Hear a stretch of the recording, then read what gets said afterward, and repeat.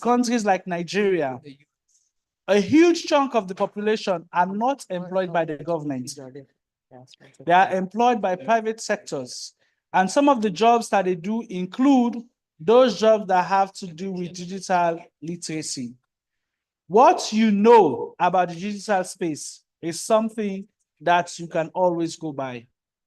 The second point I want us to emphasize on is the point on STEM, which is science, technology, engineering, and mathematics. A lot of times we think that Africa is going to develop based on the fact that we have a lot of prayer warriors. All of our problems we channel through prayers. Yesterday, I was reading online and somebody said, how do you explain to an African that we are protected by the God of Israel, but Israel is protected by atomic bombs? We all go to church every day. We pray, oh God of Jacob, Isaac, and all these people in the Bible. Very true. I'm a Christian myself. But how do you move technology to harness your development as a people? We have people that are using technology to do agriculture. Sierra Leone is dependent on rice as a staple food. Sad to say, we don't even buy the rice that is produced locally here. We wait for rice to come from Vietnam. We wait for rice to come from India.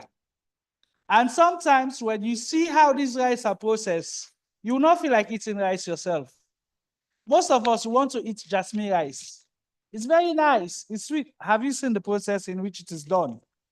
All of that comes under science. People are using drone to do agriculture. People are using technology to ensure that they drive home their source of livelihood.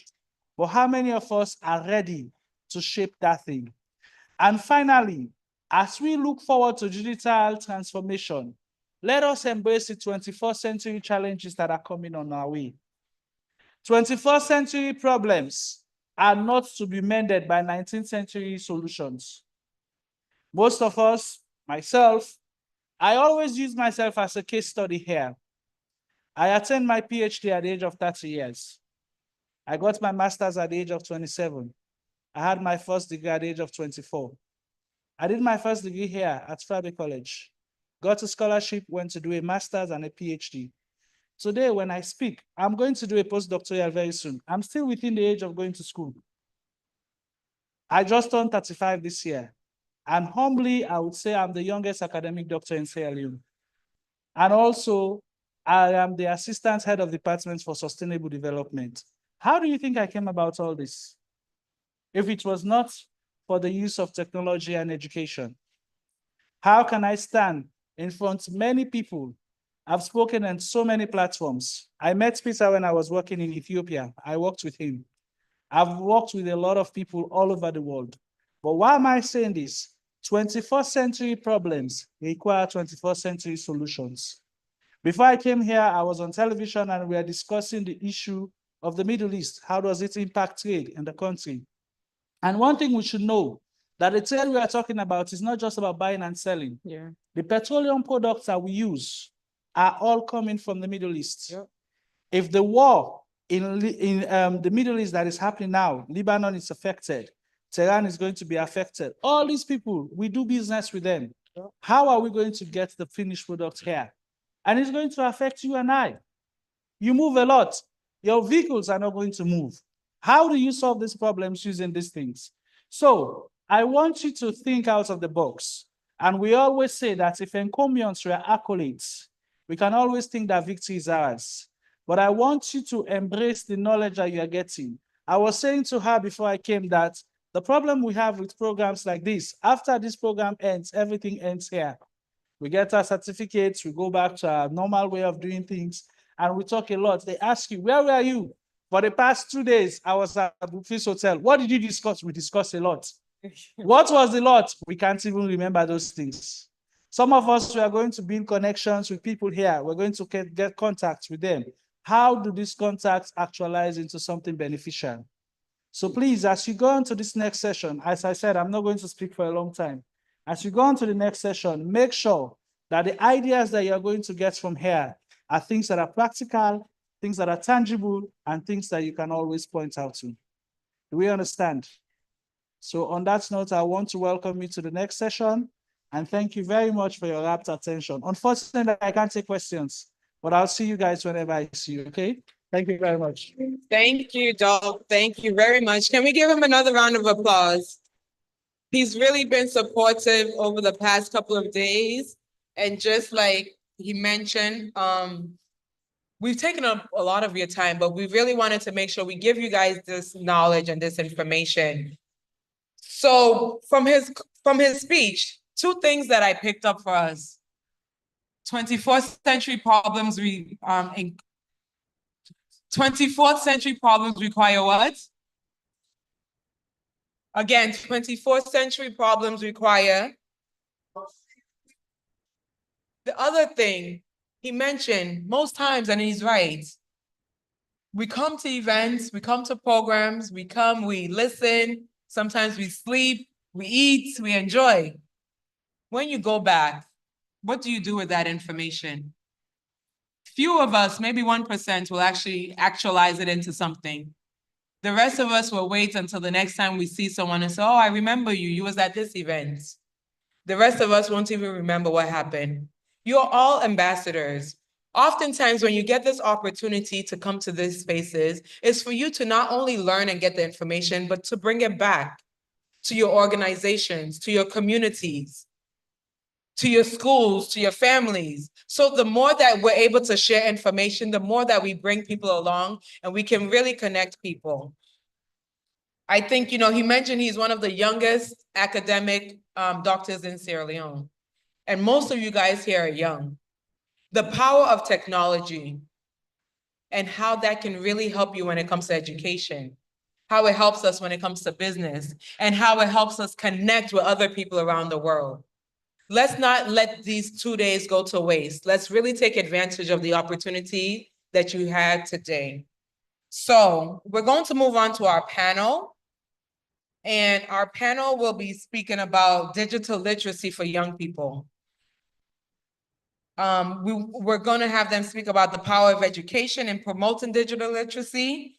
What are the ways that we can deal with the challenges and the opportunities and bridging the digital divide? And also, how do we continue to empower you guys, the next generation, when it comes to digital skills for the future workforce? I want to introduce our speakers and the moderator, and then we'll take it from there. And after this panel discussion, we'll have a few questions, and then we'll close our session for today. So from the business sector, I would like to introduce Glenn Menz. Is Glenn here, or is he joining us digitally? From the international NGO section, I would like to introduce Ivan Benjamin. Is Ivan Benjamin here? Thank you, welcome. The technical sector, Mazombo. Am I saying it right? Mazombo. And then from the civil society, Amara Kagbo. And then we want to invite the representative from the Ghanaian Youth IGF. And lastly, we would like to invite the public relations officer from the Sierra Leone Internet Society.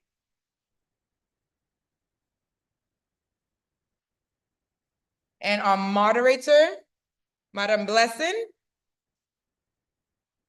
Welcome. Let's take the opportunity to learn from our colleagues.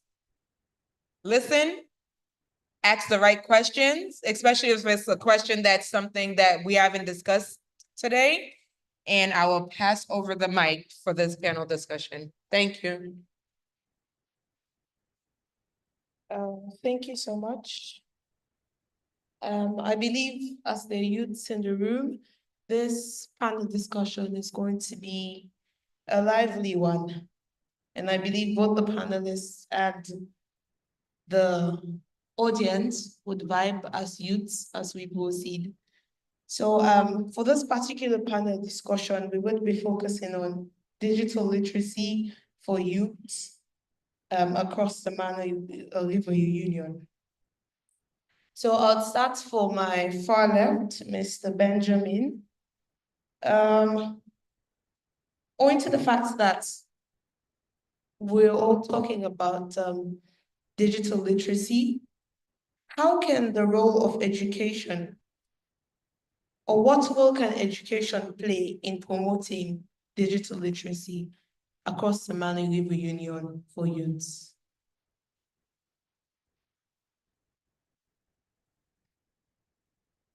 Hello, my name is Ivan Benjamin. Okay. In response to the above questions, I've noted down 3 responses. 1, curriculum development, teachers training, and also hands-down learning. So starting with curricular development, this is our traditional way of teaching, wherein we go to class every day, take notes, cram, come back for exams, and regurgitate all that you've studied. That's not taking us anywhere. So moving towards the digital age, so it is advice for students, not only in secondary school, university, or even primary schools, to sorry, to to be introduced with computers, wherein utilizing softwares in their learning. Also training the said teachers to teach these students or pupils on how to utilize technology. So moving on to hands-down learning. So hands-down learning, breaking it down, means project working. So one case study is the Lecoq University, wherein they've been assessed 30% examination essay, and the 70% is for project development. Project development, wherein you given a certain project, for example, in design a banner for a social media campaign. A student is required to design that said banner, print it out, come to class and explain his or her design to the class. So taking down these 3 considerations do help a lot. Thank you. Thank you, Mr. Benjamin. This panel of discussion will not be like a regular round. Since we have few questions, we will have each and every one of the panelists throw the lights on each and every one of the question for 2 minutes each. So that takes me to Mr. Metz. What do you think, or how do you think education should be used in promoting digital literacy? And think about this or answer this question for a young person perspective. Like, how do you think young people will be interested in integrating education to access or learn digital literacy? Good evening, everyone. My name is Glenn Mintz. Education plays a crucial role in the development of digital literacy. In a case study, I'll take my own case study, for example, because I'm reading mining engineering. There is a module called AutoCAD. It's a module, you're supposed to use a software to create a plan for creating houses, mining pits, etc. But in our own case in the university, we only use the write-up. There's no practical examples of it, only write-up. You go for lectures, you write about it.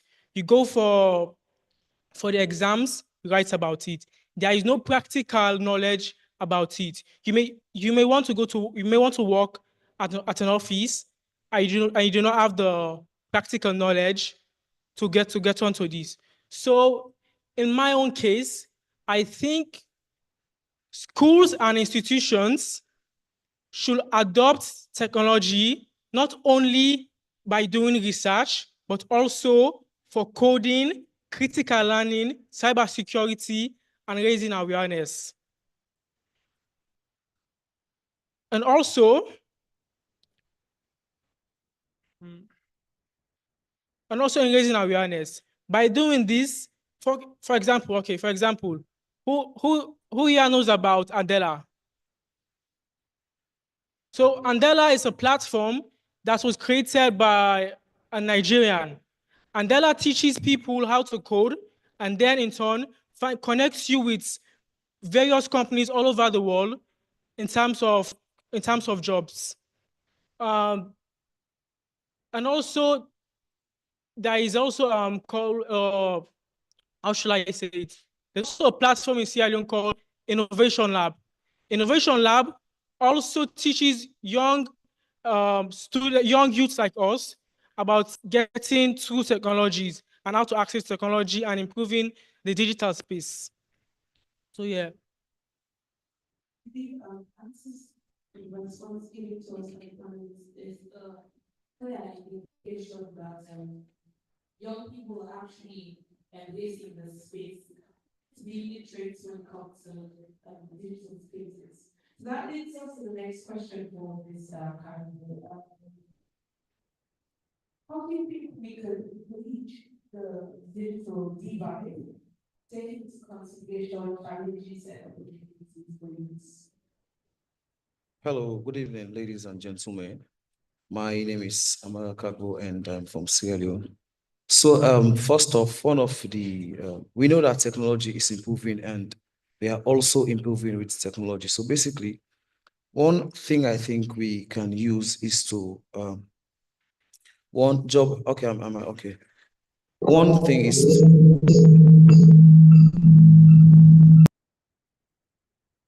okay, am I audible now? So first off, let's start with job transformation. We basically know that automation may displace some traditional jobs. It can create new roles in AI development. For example, people who are AI specialists can create jobs for people who want to be interested into AI activities. For example, let's say workers need to understand and upskill themselves with new skills and technologies. And we know that AI is an emerging technology and people want to go into AI advancements and they want to know the AI in an in-depth manner. So basically, if we can create job transformation through these AI platforms, people can get better understanding on how they can use the AI platform properly. Because since technology is improving, I think we should move from our comfortable space to another technological area by understanding this AI tools and all of these things, because we know that as of now, pupils in school are, okay, sure. So as I was saying, pupils in school who are offering these AI courses needs to understand the dynamics of how AI operates, just as what one of those guys who asked the question earlier concerning one of those panelists, he asked about to prompt and to tell AI what exactly you should do. It's a conversation between you and the AI. You tell AI exactly what you want to do. So when you literally converse between you and the AI actually tells you what you should understand, but rather you shouldn't tell the AI, like for example, what is your name? You can't just ask AI what is the AI's name. Rather, you try to tell the AI exactly what the AI needs to tell you. So you communicate with each other. So I think one factor is by job transformation. When you leverage AI, it helps a lot because of this new technology enhance your skills and it makes you to broaden your horizon with the technological era. And two, you talk about increased efficiency, whereas AI can optimize processes industries such as agriculture, just as what Doc was trying to say. Because basically some people want to really harvest and move their landscape into agriculture, but they just don't know how and what type of particular seeds they should sow in a particular soil. Therefore, if you can actually, if you want to do your research or inquiry towards AI, maybe the AI can actually tell you that this is what you should do. And in as much as you go in according to what AI wants you to do, or what AI wants to tell you, you go in accordance with that, and you can see that maybe the particular soil that you basically want to harvest your seed with, you won't actually get a particular crop, or you won't yield anything before the end of the year or after the year. But rather, you need to understand exactly what you should do. So therefore, as technology is moving, just like what I was saying earlier, you have to broaden your horizon. Make sure you learn every day about things that should actually equip you together for better efficiency and for better increase in growth. Then economic growth as well. You say by leveraging artificial intelligence, Man-River Union economies enhances competitiveness and innovation, attracting foreign investment. You understand? So I think I should just stop for here and allow the next speaker to see what he wants to say. Since we have youth secretary, I think it's time to hear from the youth on the other side. So I'll take the next panelist. We have talked about the fact that there's a digital divide, but what do you think, how do you think we can bridge this digital divide, taking into consideration the challenges and opportunities available to us? Yes, thank you. My name is Abdullah Tambalebi, and I think the digital divide is evident. It's seen and being known by different individuals and from different communities. And for us to bridge that, I do believe that we have to invest in several sectors, and one has to do with community engagement. If we can have peer programs where individuals and professionals from Sierra Leone going to other institutions and to other countries and discussing and having a leveraged conversation into how they can be able to impact their communities with different skills, I think that would help immensely. Second has to do with peer-to-peer programs, just as what's happening here.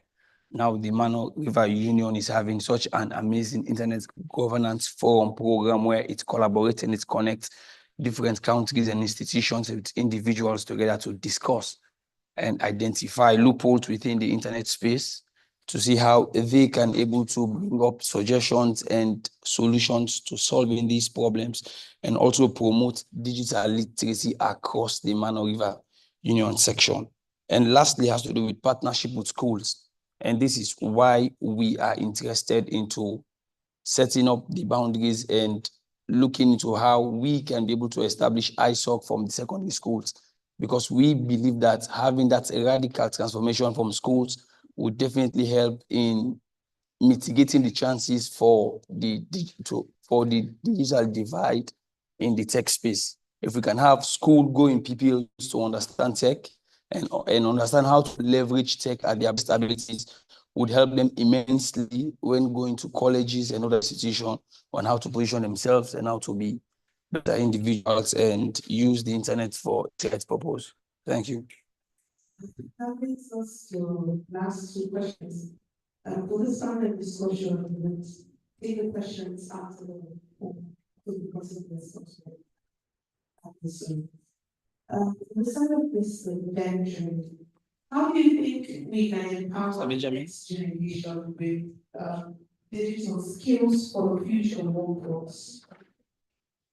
I'm thinking internship and mentorship programs.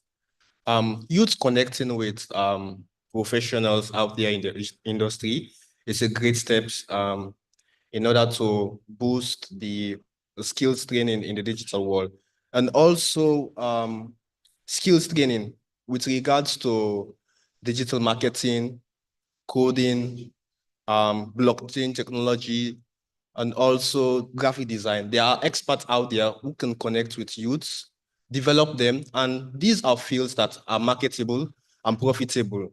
I think that's the answer to the above question. Thank you. Mr. Kapu, we would want those young people sitting there today. How do you think we can pass on the skills we have and we're working on now to the next generation when it comes to digitalization? Okay, so I think I will just have to lay emphasis on blockchain technology for governance. So first off, you just can't understand blockchain without you getting a deeper knowledge about the definition of blockchain. So for some people that are here, for some students that are attending these different schools, for Albert Academy or the Prince of Wales, those that are in the commercial faculty, I know we are all aware about bookkeeping, wherein you keep all your records for in case of any unaware transactions that may arise or that may come in the future. That's how the blockchain operates. Basically, I think the blockchain is a decentralized digital ledger transactions that keeps transactions across multiple computers in a way that ensures recorded information cannot be altered in the near future. Whether you can record it now, you want to show evidence for all transactions, maybe in the next 5 years, or maybe in the next 2 years, or maybe in the next 1 year. So basically, like for example, government funding or government spending. We are all aware about corruptions and all of these things. So basically, blockchain is always there to make sure that it keeps your records for any unaware transactions that may arise in the future. So basically, we as young people, if we decentralize our transactions, or if we go into the digital era to keep transactions through the blockchain channel of this transaction ledger, I think it will help us a lot, because we know that in as much as different people are dealing with different transactions, it can be money, it can be something in a written way, or it can be something in a figurative manner. But I think it can help us as young people to always move from one era to another, and which is from one technology to another advanced technology that can broaden our horizon, just as how it should be. So I think that is it.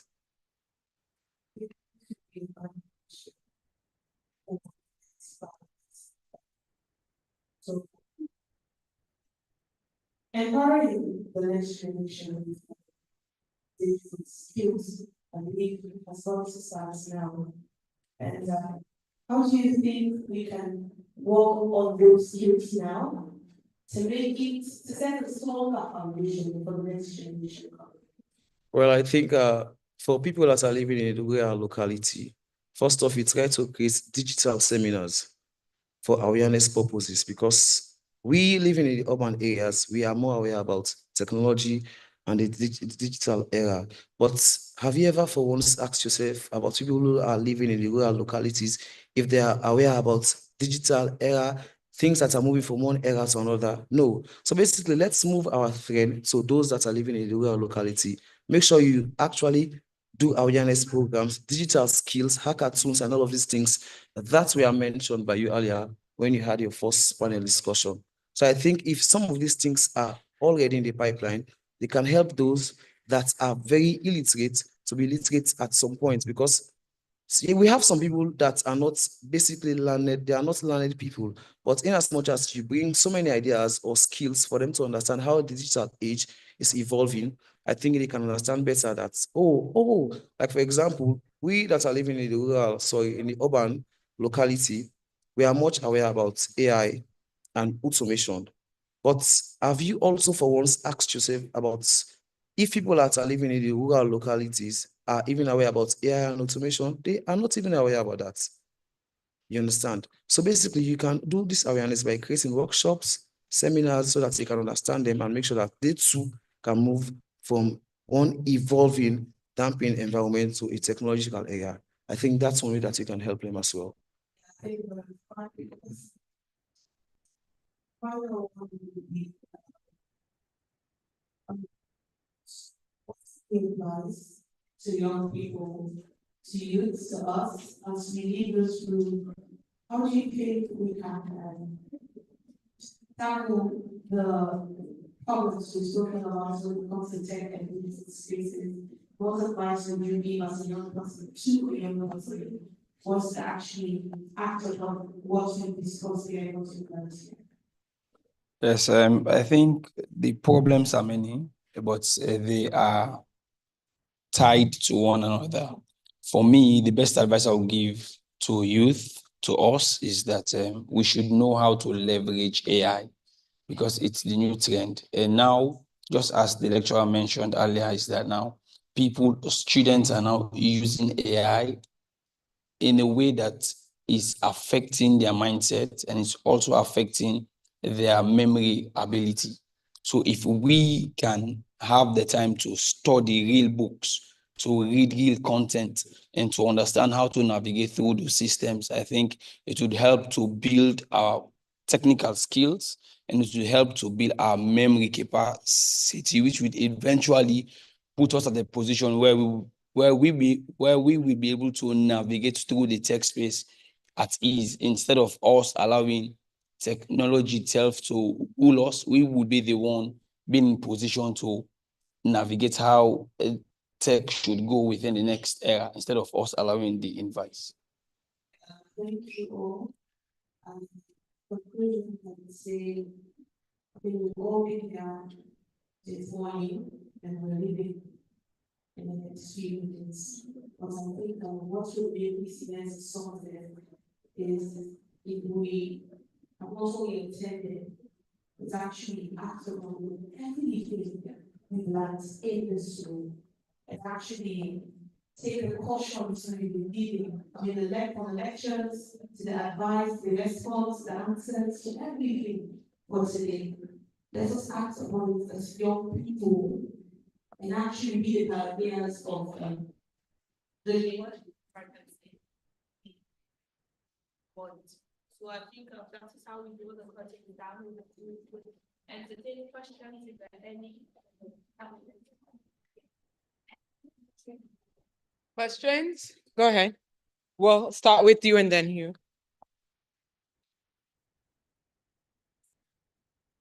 Okay, thank you so much, and I appreciate the presentation. And indeed, you guys did a splendid presentation as well. So my name is MRU-IGF from Liberia, and indeed it's a pleasure to be part of this forum here today. So my question has to do with education, like one of the speaker talked about education, and so I want to know what are the most effective ways to integrate together's education tools into traditional classroom setting. So I want to know, in a traditional classroom setting. So thank you to all of the panelists. My name is Abel Phillips from Liberia. So my attention was drawn to the issue about the AI and the digital awareness. So for those who are not informed, for those who are not educated, because AI is intelligent machine, so to impart AI, you have to have some level of intelligence too. So for those who are not educated, for those who are not informed, and for those who don't have devices to use, how do you intend to impart them? One more question.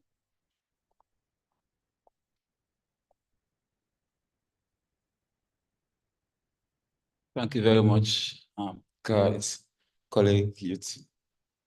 I know we are focused on the AI, the use of the AI. I think this is going for all of you. What are some of the instances, or what are some of the steps as a youth to help colleagues, youth, and in your different communities in order to get access to this AI, or how to use the AI? This is one. And what are the roles, the key roles that you have been playing so far in your various communities in terms of helping students from the primary, tertiary, and even those that are not educated as a youth? Thank you. Thank you very much. Maybe three of you guys can take the different questions. Okay, so I can just answer the first guy anyways. So in regards to what you said earlier, I spoke about community engagements by creating digital workshops. People that are living in urban localities are aware about AI and all of these things, but have you for once asked yourself about people who are living in the rural communities, if they are aware about that? So the best way for you to do that is to engage them in their different communities. You should go there, try to create your groups, or you can just go there by yourself if you want to, but I think that's a group work anyways. You can go there by your groups, make sure you do different community engagements so that they can get aware about AI and automation. So at least they can get the broader understanding about what AI is and how AI works. You understand? And also in regards to the young man over there, you spoke about, what was your first question you spoke about, young man? So, okay, your question is how people can access AI. I think it's the same question. I think that has been answered anyways, by community engagement, by involving people so that they can get what understanding about AI. For example, if this is, okay, let's say basically this is an engagement we're having now. Make sure you explain to people what AI is, what AI does, and the importance, the drawbacks, and all of these things so that they can get what understanding about them. I think that's all. And to add to what my colleague just said here, research. There are plenty of institutions that offer free AI courses. Like, for example, ALX. They offer free AI courses teaching you about prompting, command, and all sorts. For examples, who knows here that AI can give you a wrong answer, but not a wrong answer? Like a gentleman over here said in the past panel, he said about command and prompt. AI doesn't give you a wrong answer. AI gives you the answer that it thinks you want to hear. It's called AI hallucination. AI was developed in the 1950s. It's not a brand new thing. It was called a neural network. So research, and by researching and also being patient. I have a saying: don't judge your day by the harvest you reap, but by the seed you sow. So research, do lots of research and search for courses online, because everybody here has access to internet. You can search for free courses and free platforms to learn. I think to answer to the first question the young man asked about how we can transform our traditional classrooms into more modern structure, I think we would have to use this as an example, this auditorium. You see now we have flip charts and we have electronic boards where lecturers and other people can be able to connect and communicate virtually. And if we can be able to add these features into our traditional classrooms, it would be a big boost and a transformative part towards mitigating the chances of digital divide in our community. Thank you. And just to add a little bit to that traditional classrooms question, I think another part that would be really helpful is advocating to governments to let them know that we don't want to be left behind. When you think about the first world, quote unquote, there's no classroom that you will go into in America and the UK that does not have a laptop or computer. So we need to make sure that as we're advocating as young people, we're speaking to decision makers. We also want computers in our classroom. We also want electricity so that we can have advantage to use the internet in our classroom. We also want to move from the blackboards to having whiteboards. We want to be able to do virtual classes. In case another pandemic comes, we should be able to be at home and be connected to some of these opportunities. So there's a lot that you can do when it comes to advocacy. When you're in the space where leaders are, tell them that this is what you're looking for. Your compatriots in other parts of Africa, your compatriots in the West, they have these. What is it that we can do to make sure that we also have them in our classrooms? Electricity. How many of our schools have electricity? So we cannot talk about transforming classrooms when you don't even have access to lights in your school. You understand? So this is where we're talking about action. Action does not just stop from you coming to this. Next time a minister comes to your school and wants to take a photo of, Mr. Minister, with all due respect, we cannot take a photo with you because we do not even have electricity or a whiteboard. We should not be still using blackboards in 2024. So these are some of the things that you can do as young people. Let them not just take advantage of the opportunity that we are youth and we can just, we know we're going to school to learn, but we want to expect more. As I mentioned before, we are the youngest growing young population in the world. There's no way that we as African youth should be left behind. Can you say that you're saying again about the harvest? Because that is so important. Research does not only come to what your teachers teach you at school. You also have a responsibility to go home. Open books. As much as technology is there, there's so much information in books and libraries that we're not taking advantage of. There's so much that we can learn minus what we're getting from school. And books doesn't mean we need to go read those big books. Magazines alone, articles, listen to some of these bloggers. I think they're websites, digital websites that you can also go to learn. So can you just say that quote again that you said? Don't judge by the harvest you yield, but by the seed you sow. If you sow a seed into your education to say, I want to learn more about how do I transform classrooms, how do I advocate to stakeholders about transforming classrooms, you can learn that. And that seed will eventually flow and you will eventually get a harvest from it. So I just wanted to add that to the conversation. I want to thank the panelists and the young people in the room. I think this is how we come to an end of this particular panel discussion. Thank you all so much. Thank you, thank you, thank you. Thank you so much. The panelists, you guys can maybe, so we're gonna do a group photo. So maybe let's move the chairs. And then we will ask everyone in the room to give ourselves a round of applause first, because we've been able to sit to 2 days. We've gained a lot of information, a lot of knowledge. And as I mentioned, don't let this opportunity pass you by to make sure that you also share it with others who are not here. Those of you who go back to your school, speak to your fellow students and let them know what you learned today. The Internet Society in Sierra Leone, one of the things I mentioned yesterday, we will be coming to the universities, at least 10 universities throughout the country. And what we want to do, we want to set up academic chapters. These are chapters that will be for you. We want to work with you to make sure that we're feeding you, we're helping you learn about internet technology and how best we can make sure that we're not left behind. We also want to give you guys a responsibility. As we set up the academic chapters within your school, you need to adopt a secondary school within your community. Playing it forward. Academic chapters in the universities will adopt secondary schools in your community that you guys are in.